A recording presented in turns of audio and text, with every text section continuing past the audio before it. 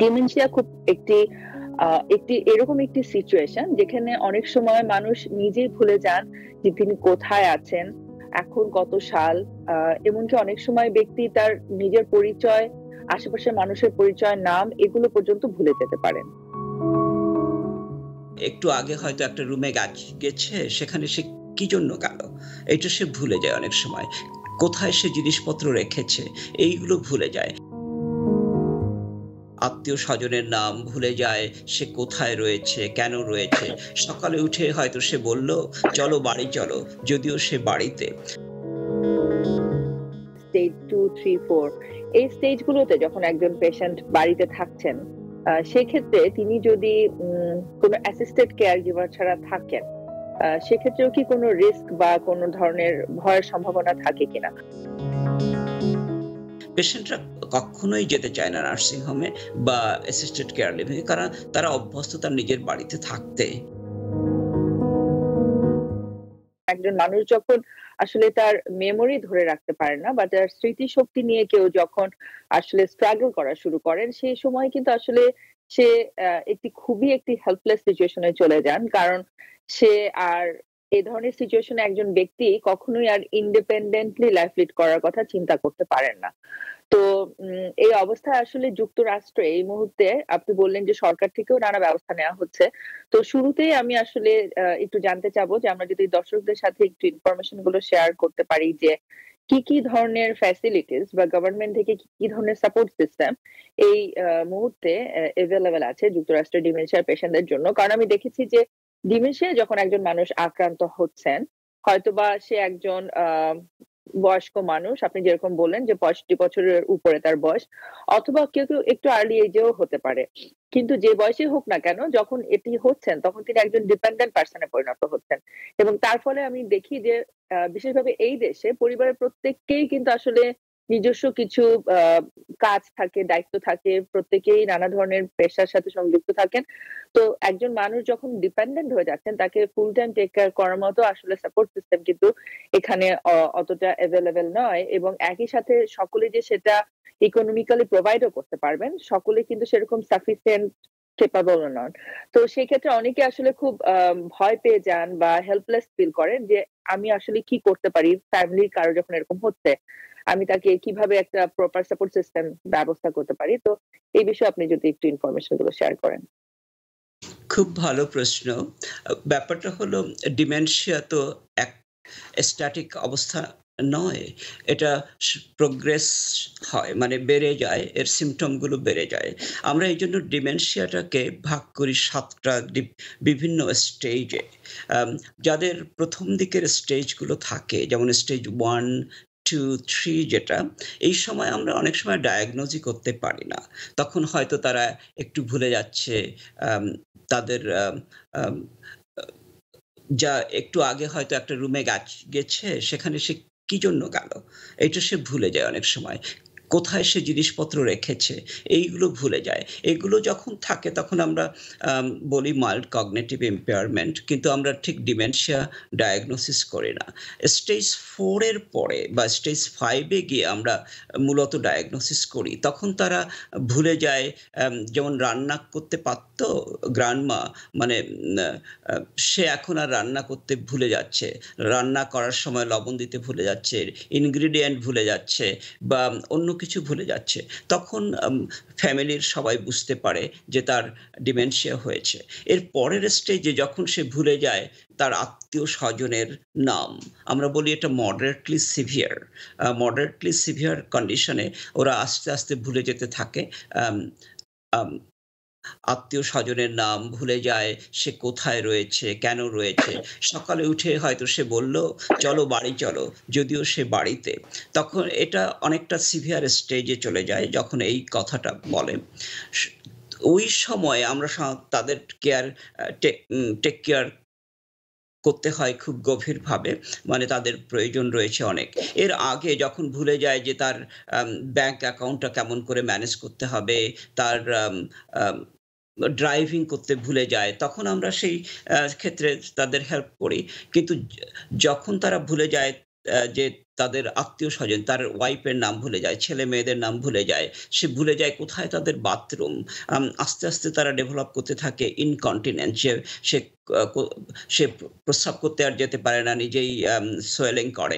এরকম যদি হয় তখন আমরা আম ভেবে নিতে পারি তখন তাদের নার্সিং হোম বা মেমোরি কেয়ার সেন্টারে নিয়ে যেতে হয়। এর আগে এই ব্যবস্থাটার ম্যানেজ করার জন্য আ ডাক্তাররা যেমন রয়েছে হেল্প করে, তেমনি নন প্রফিট অর্গানাইজেশন রয়েছে। Alzheimer society, memory care society এ ধরনের বিভিন্ন সোসাইটি রয়েছে। এরা হেল্প করে। আম এর আগে ১ম মানে মাইল্ড টু মডারেট ক্ষেত্রে মানে মডারেট যখন হয় তখন সাধারণত আমরা বলি assisted care living will be enough. Assisted care living এ গেলে তাদের ওষুধটা তারা তখন সরবরাহ করে নার্স যারা তারা।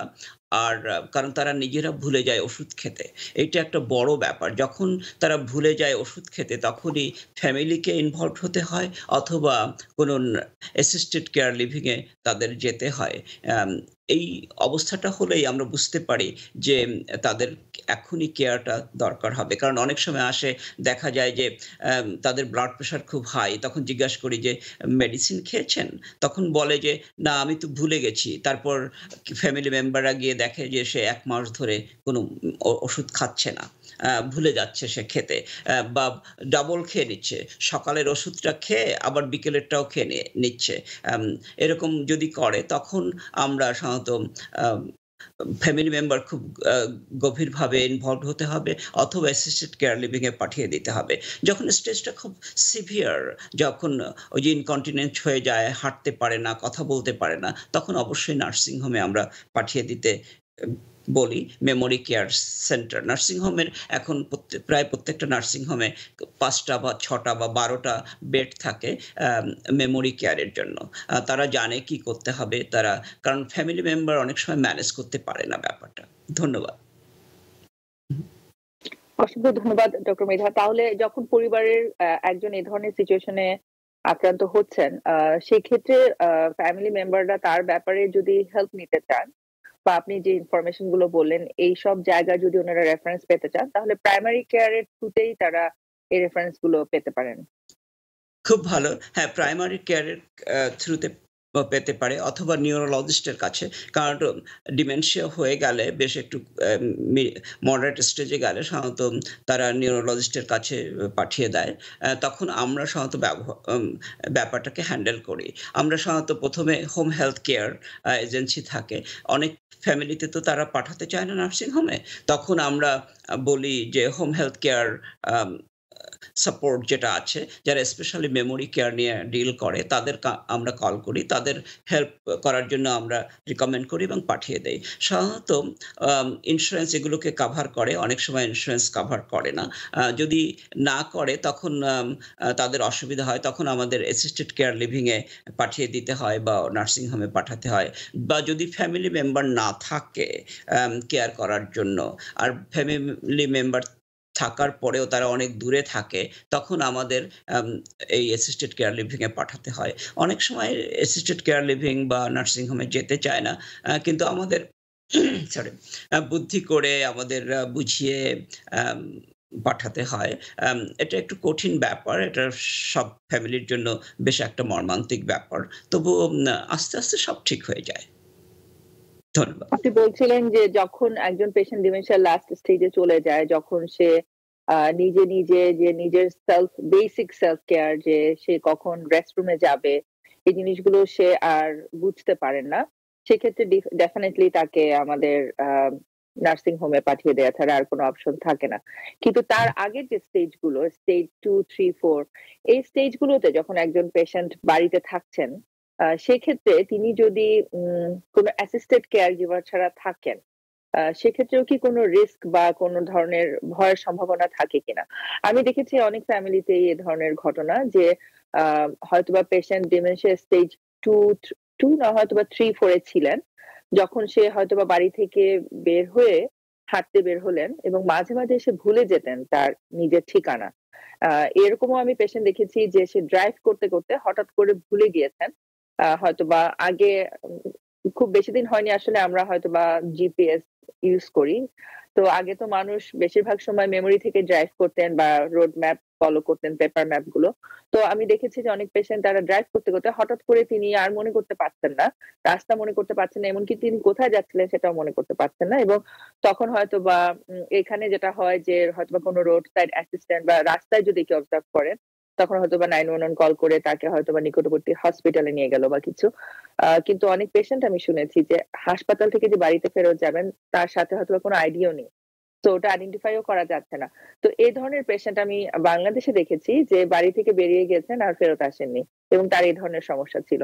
তো এই ধরনের পেশেন্ট যদি আমরা বাড়িতে একা রাখি সেক্ষেত্রে সেটা কি আপনারা এখানে সাজেস্ট করেন বা এদের ক্ষেত্রে কি আপনারা আদার কিছু অ্যাডভাইস করেন কিনা? খুব ভালো প্রশ্ন। এই ধরনের সিচুয়েশনে আমরা যদি ফ্যামিলি মেম্বার থাকে তাদের তো অবশ্যই আমরা বলি যে ভিজিল্যান্ট থাকতে হবে। মানে যাদেরই আমরা ডায়াগনোসিস করি ডিমেনশিয়া বা কগনিটিভ ইম্পেয়ারমেন্ট তাদেরই বলি যে আপনাদের এখন খেয়াল রাখতে হবে কখন কি হচ্ছে। যখনই দেখবেন যে সে একবার ভুলে যাচ্ছে বাড়িতে ফিরে আসতে তখন তার বারবার হবে এটা। তারা তাদের ড্রাইভিংটাকে রেস্ট্রিক্ট করে দিতে হবে। ড্রাইভিং করা যাবে না। অনেক সময় আমরা বলি যে চার্চ পর্যন্ত যেতে পারেন যদি ভালো ওয়েদার থাকে। যদি ডার্ক ওয়েদার থাকে তখন তাদের সম্পূর্ণভাবে রেস্ট্রিক্ট করে দেই। তারপরে বলি যে সবাই যদি এখানে একটা ব্রেসলেটের মতো পাওয়া যায়। ওখানে নাম, ঠিকানা, অ্যাড্রেস, তার মেডিকেল কন্ডিশন এগুলো লেখা থাকে। এইগুলো আমরা পড়িয়ে দিতে বলি। অনেক সময় আমরা এটাও বলি যে এখানে একটা অ্যালার্ট সিস্টেম থাকে। যদি পেশেন্ট একা থাকেন তখন আমরা অ্যালার্ট সিস্টেমটা দিয়ে দেই, যেটা তারা গলায় চেইনের মতো পড়ে থাকে এবং যদি কোনো অসুবিধা হয়, ধরো সে দেখলো যে তার ব্লাড প্রেশার খুব ড্রপ হয়ে গেছে বা তার হার্টে কোনো পেইন হচ্ছে অথবা সে কনফিউজড হয়ে যাচ্ছে, যদি সে মনে করতে পারে তাহলে সে ওইটাকে বাটনটা পুশ করতে পারে এবং সঙ্গে সঙ্গে হেল্প এসে যায়। এ ধরনের বিভিন্ন রকমের আমরা সাহায্য সহযোগিতা করে থাকি। আমরা পেশেন্টগুলোকে দেখি প্রতি ৩ মাস অন্তর অন্তর এবং দেখে ভেবে নেই যে কি অবস্থায়, কতটা কোথায় পৌঁছলো, এর অসুবিধা হবে কিনা। তখন সেই অনুযায়ী যে স্টেজে রয়েছে সেই স্টেজ অনুযায়ী আমরা রিকমেন্ডেশন দেই। আমরা যখন দেখি যে সে অলরেডি ভুলে যাচ্ছে তার আত্মীয় স্বজনের নাম, হাজব্যান্ডকে ভাবছে সে তার বাবা অথবা বাবাকে ভাবছে হাজব্যান্ড, এ ধরনের যদি কোনো সিচুয়েশন হয় তখন আমরা সেই মতো চেষ্টা করি হেল্প করার জন্য। এখানে নার্সিং হোম যাওয়ার তেমন কোনো স্টিগমা নেই, স্পেশালি ফ্যামিলি মেম্বারদের। আমাদের দেশে যেমন নার্সিং হোম বা এল্ডারলি কেয়ার সেন্টারে পাঠানো খুব একটা স্টিগমা রয়েছে। তখন অনেকে ভাবে যে ছেলেমেয়েরা তাদের যত্ন করে না, এটা খুব অন্যায়। কিন্তু এদেশে এটাকে অন্যায় মনে করা হয় না, বরং এটাকে ভালো মনে করা হয় যে আমরা নার্সিং হোমে বা অ্যাসিস্টেড কেয়ার লিভিংয়ে পাঠিয়ে দিচ্ছি। ফ্যামিলি মেম্বাররা ভিজিট করে, কারণ সেখানে অনেক ভালো কেয়ারে থাকে। বাড়িতে অনেক কেয়ার করা তো খুব কঠিন ব্যাপার। এ দেশে তো সবাই কাজ করে। সেই জন্য আমরা এখানে কখনো ফিল করি না যে নার্সিং হোমে পাঠানো যাবে না বা অ্যাসিস্টেড কেয়ার লিভিংয়ে পাঠানো যাবে না। কিন্তু আমরা সম্পূর্ণভাবে এটা নির্ভর করে তারা কোন স্টেজে রয়েছে। পেশেন্টরা কখনোই যেতে চায় না নার্সিং হোমে বা অ্যাসিস্টেড কেয়ার লিভিংয়ে, কারণ তারা অভ্যস্ত তার নিজের বাড়িতে থাকতে। কেন যাবে? তারা জানে যে তারা ইন্ডিপেন্ডেন্সটা লুজ করে যাবে যদি তারা যায় কোনো নার্সিং হোমে। এইজন্য তারা যেতে চায় না। কিন্তু আস্তে, আস্তে তারাও বুঝতে পারে। খুব ভালো। Thank you. আর নার্সিং হোমে তো আসলে যেহেতু প্রায় সমবয়সী মানুষজন থাকে, আশেপাশে অনেক মানুষ থাকে তার কাছাকাছি বয়সের, কাছাকাছি সিচুয়েশনে।